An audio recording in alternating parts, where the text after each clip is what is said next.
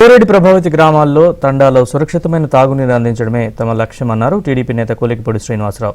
ఎన్టీఆర్ జిల్లా కొండూరు మండలంలో కొలికిపూడి శ్రీనివాసరావు నీటి సత్యాగ్రహ పాదయాత్ర చేపట్టారు.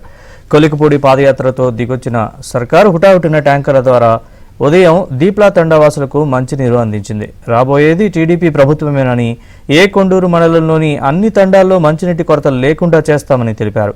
ఇక నుంచి తండావాసులకు మంచినీరు సరఫరా చేయకపోతే జాతీయ రహదారిని దిగ్బంధం చేస్తామని ప్రభుత్వాన్ని హెచ్చరించారు.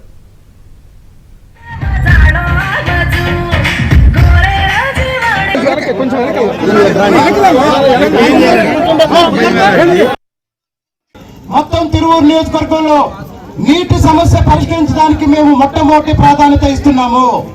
ఏ ఇల్లు, ఏ తండ, ఏ కుటుంబం కూడా నీళ్లు లేకుండా ఇబ్బంది పడకూడదు.